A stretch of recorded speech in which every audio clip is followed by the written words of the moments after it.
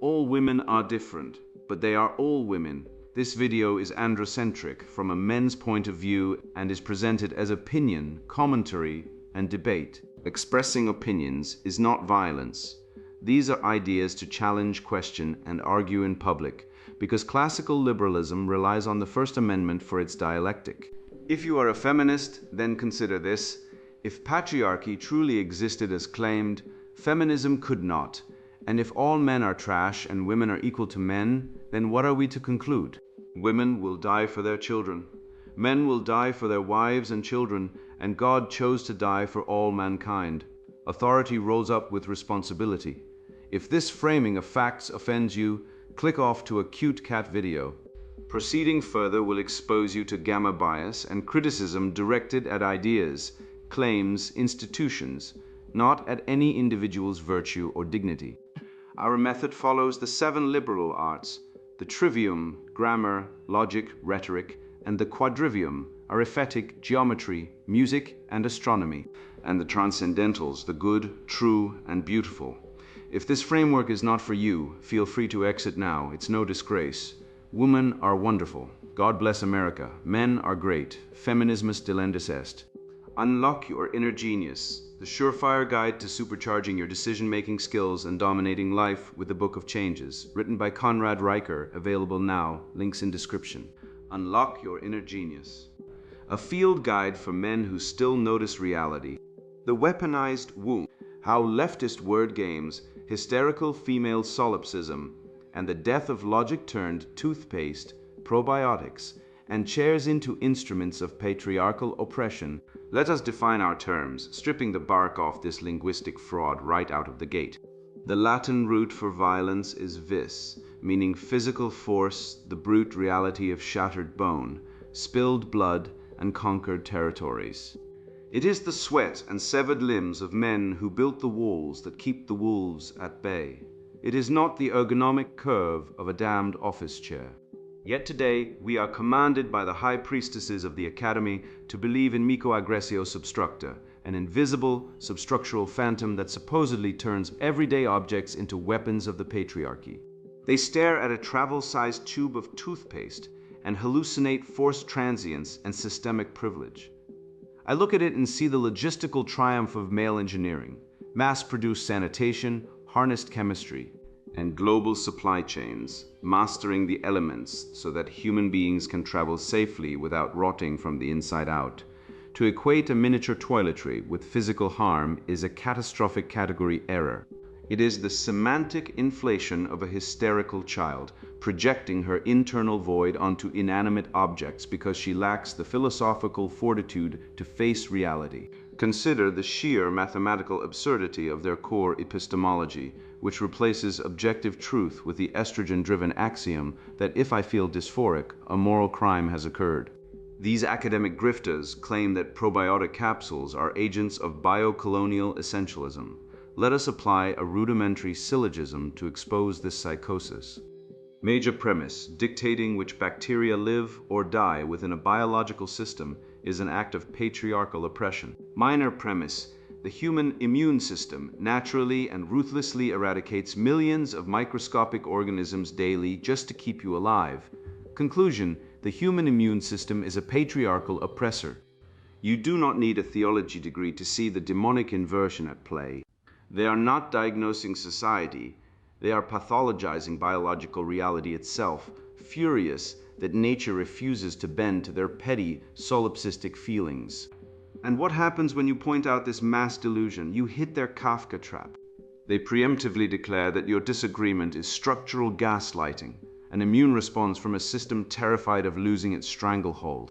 This is an unfalsifiable, self-sealing tautology, a logical fallacy so intellectually bankrupt, it would make a first-year logic student vomit. They demand the authority of lived suffering while completely dodging the brutal empirical facts of the world men have built for them. While this self-proclaimed victim weeps into her ergonomic cushion over the spatial violence of a standardized seat, thousands of men are blowing their brains out on the steps of courthouses because the gynocentric family courts strip them of their children, their assets, and their fundamental human rights. Men are the only net lifetime taxpayers. We fund the very concrete steel and fiber optics that make these pampered lives possible. While female criminals receive a 63% discount on sentencing because the state accepts premenstrual syndrome as a legal defense for violence. We are watching the civilizational suicide demanded by acedia, the deadening of the soul through resentment and sloth. The modern feminist is a parasite railing against the host, a psychological infant trapped in permanent arrested development, demanding the state HR, and the legal system baby-proof the entire universe to soothe her neuroses.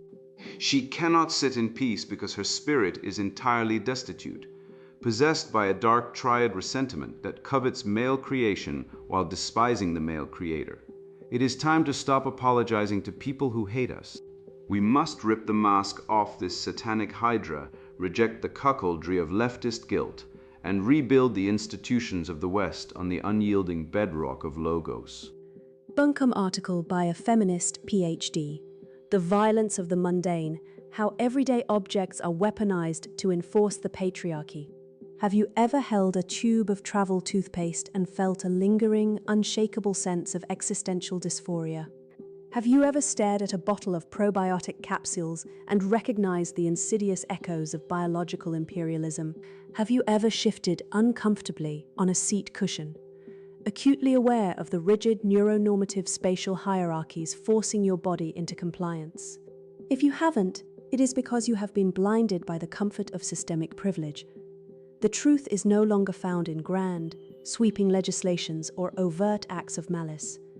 Today, the patriarchal capitalist hegemony operates through microaggressio substructa, the invisible substructural violence embedded in the very design of our everyday environments.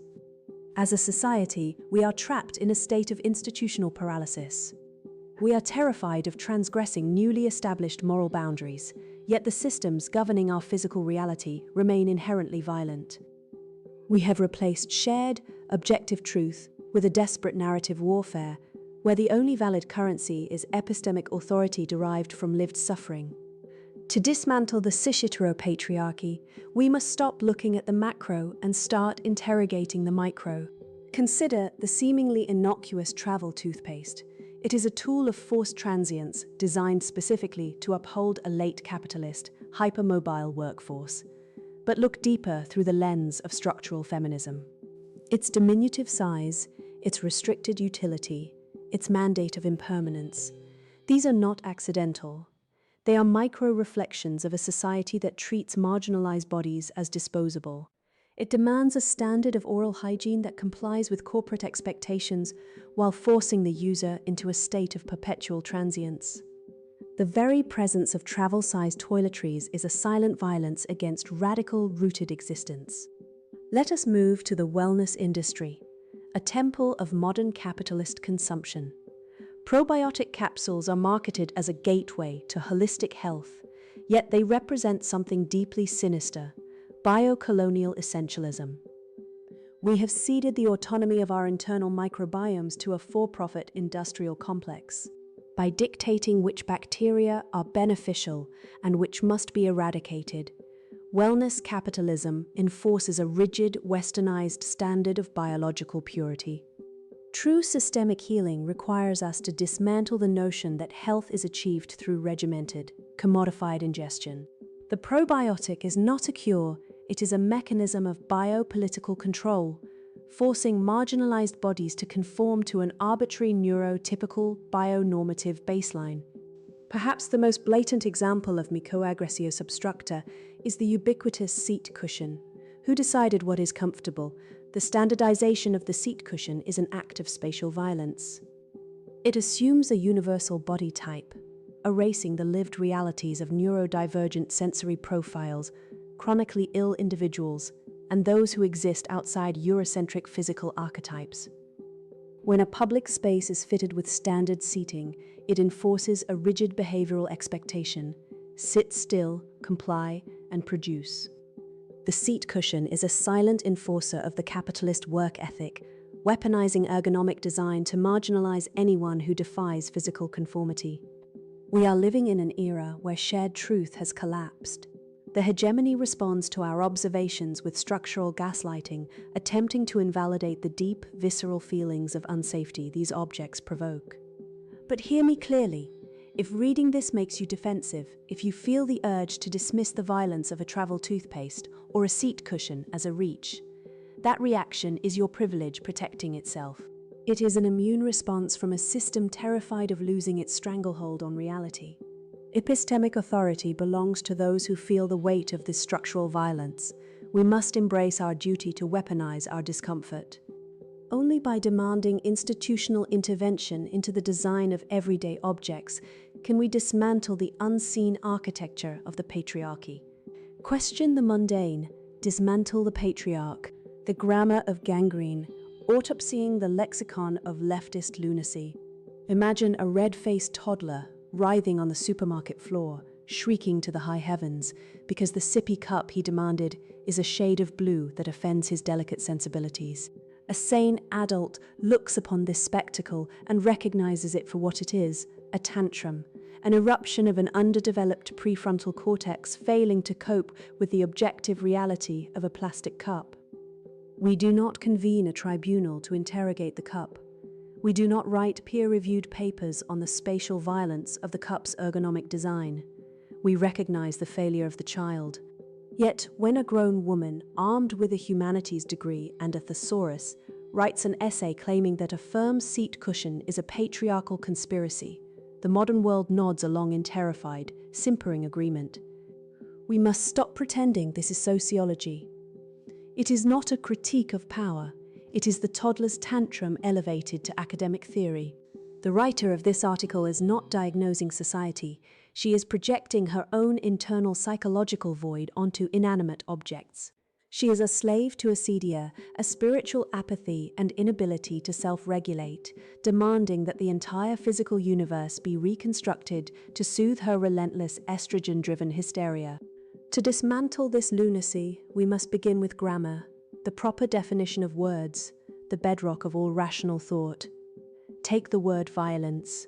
Its etymological ancestor is the Latin vis, meaning physical force, strength, concrete harm.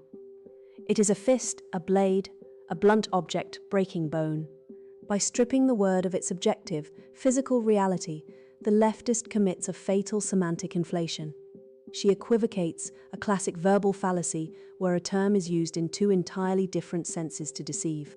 She hijacks the moral gravity of actual physical assault and fraudulently applies it to a public transit bus seat. To sit on a mass-produced cushion and feel unsafety is not an encounter with systemic oppression, it is a psychiatric symptom. It is a catastrophic category error, conflating the accident of a chair's firmness with the essence of human malice. Let us apply a distinguo to her most prized exhibits, the travel toothpaste and the probiotic capsule. She claims the diminutive toothpaste is a mandate of impermanence forced upon us by a hypermobile capitalist hegemon. The logical gymnastics required to land on this conclusion would snap the spine of an Olympic gymnast. The reality is purely utilitarian. It is dictated by fluid dynamics, airline weight restrictions, and mass manufacturing efficiency. To conflate civil engineering and retail convenience with a silent violence against radical, rooted existence is sheer lunacy. But her probiotic argument takes this madness to its inevitable biological conclusion. She asserts that dictating which bacteria live or die in your gut is biocolonial essentialism. Let us run a formal syllogism on this premise. Major premise: eradicating bacteria is a tool of patriarchal, biological imperialism. Minor premise: the human immune system naturally eradicates millions of harmful bacteria daily. Conclusion: the human immune system is a patriarchal oppressor. Behold the suicidal logical dead end of the left. They are so thoroughly detached from reality that they must inevitably pathologize human biology itself as an enemy of the state. How does she defend this academic flat earth theory? By destroying epistemology. She explicitly states that epistemic authority belongs to those who feel the weight of structural violence, reducing objective reality to pure female solipsism. Empiricism, logic, and the transcendent truth of the logos are violently discarded, replaced by the hysterical axiom that if I feel dysphoric, an objective moral crime has been committed against me. She weaponizes her own emotional instability, claiming that if you disagree with her, your disagreement is structural gaslighting, an immune response from a system terrified of losing its stranglehold. This is a textbook unfalsifiable tautology, a Kafka trap. You are guilty of privilege simply by denying your guilt. It is a self-sealing thought bubble designed to protect her fragile ego from the brute force of reality. The supreme irony of this grotesque spectacle is the ungratefulness of it all. She sits in a climate-controlled room, typing on a microprocessed laptop, enjoying the highest standard of living in human history, all while weeping over the tyranny of a probiotic. She demonizes the masculine spirit of industry, utility, and civilization building as a toxin, while elevating her feminine complaint and helplessness to the supreme virtue. Men built the sewer systems that carry away her filth. Men engineered the planes that carry her tiny toothpaste. Men forged the standardized chairs that keep her spine upright. Masculine utility built the very hygiene, comfort, and luxury she ungratefully enjoys, while her feminine hysteria offers nothing but societal paralysis. We are watching a civilization commit suicide because it is afraid to tell a hysterical woman to sit down, shut up, and be grateful for the chair a man built for her. I demand you look at this logical suicide with unblinking clarity. When an academic claims that a standardized seat cushion or a probiotic capsule is an instrument of spatial violence, she has entirely abandoned reason for the asylum of solipsistic hysteria. This is the inevitable terminus of cultural Marxism, a catastrophic category error where the unprecedented luxury provided by masculine genius is recast as systemic oppression. Simply because the eternal infant cannot tolerate the basic physics of mass production. We have allowed a parasite class to pathologize biological reality itself, replacing objective truth with the estrogen-driven whim of their own neurotic fragility. To truly measure the depravity of this ideological possession, you must juxtapose their pathetic, weeping complaints against the titanic, bloody, and glorious reality of what men have actually built. The womb of wrath, resentment, proxy violence, and the carceral feminist endgame. Imagine the year is 1931. Men are dangling from ropes hundreds of feet above the Colorado River, swinging dynamite to carve the Hoover Dam out of solid rock, conquering a violent wilderness to bring electricity and water to a thirsty nation. Fast forward to today. A woman sits in an air-conditioned office, built by men, powered by coal mined by men, illuminated by bulbs invented by men, staring at a 3-ounce tube of travel toothpaste, and she claims to feel existential dysphoria. You are not dealing with a coherent political philosophy here. You are dealing with a full-blown psychiatric crisis. I want you to look closely at this article claiming everyday objects are weapons of the patriarchy, and realize exactly what you are reading. The pathetic death rattle of a civilization that has become so pathologically comfortable, so utterly divorced from the raw, brutal struggle of survival, that its academic class has been forced to invent phantom oppressors out of plastic and foam. Let us apply the ironclad rules of grammar and logic to this hysterical feminine screed.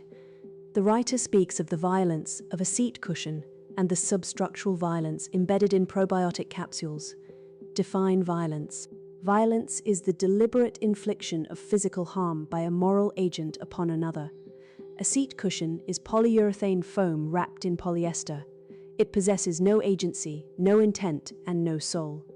To assign malice to an inanimate object is a textbook category error, the intellectual equivalent of a toddler punching a wall because he stubbed his toe.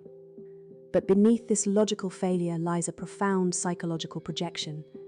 This is the female void laid bare. She suffers from a lingering, unshakable sense of acedia, a dark, existential boredom and emptiness, and rather than taking responsibility for her own emotional state, she externalizes her internal chaos onto the physical world.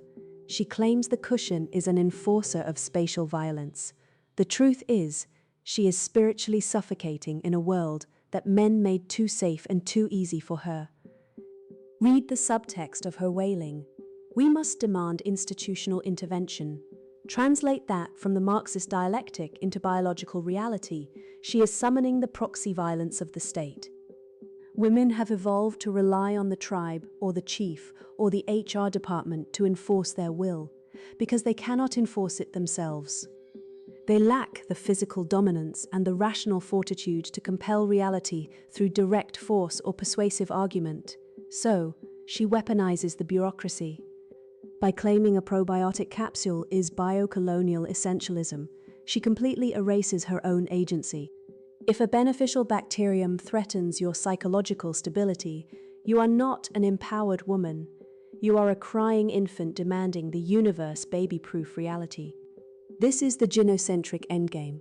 Transfer all female emotional instability onto the state, and force men to pay the bureaucratic bill for policing it. Do not mistake this article for anything other than pure, unadulterated resentment, a jealous, burning rage directed at the creator class. When she spits the word cis-heteropatriarchy, she is merely using a dysphemism for the men who built the world. She despises the travel toothpaste, not because it is too small, but because it represents male genius, logistical mastery, and the taming of nature. She looks at the Hoover Dam, the Transcontinental Railroad, and the microchip, and feels a deep, burning inferiority. She knows she cannot replicate these triumphs. The male suicide rate skyrocketing as men are ground down by family courts. The male workers taxed into oblivion to fund a welfare state that subsidizes female recklessness and abortion.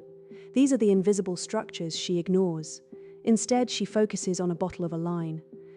She is a parasite railing against the host, declaring the host's blood cells oppressive as she devours them. This entire ideology is an ontological regression, a deliberate postmodern assault on objective truth. They strip objects of their essence.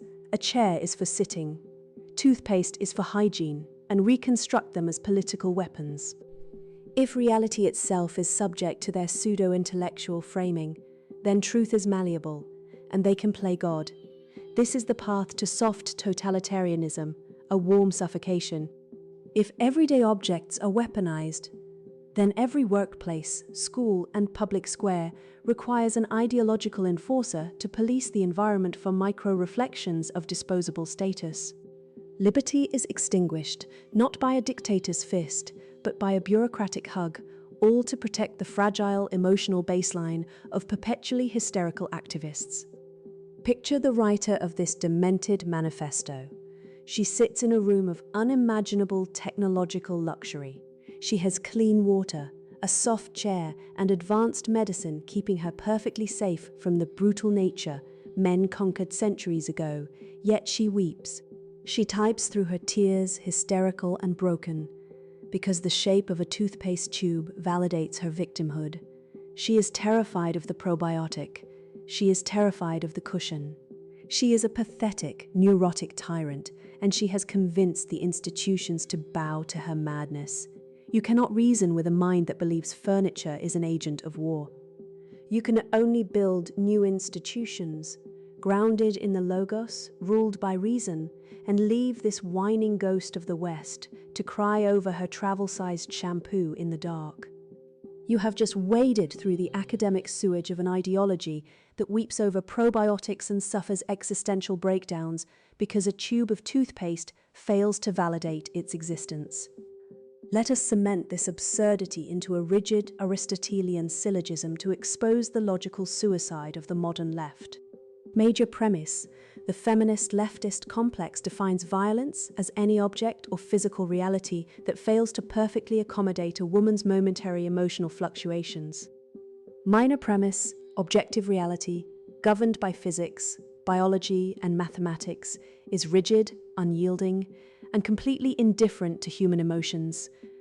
Conclusion: therefore, objective reality itself is a patriarchal oppressor that must be dismantled.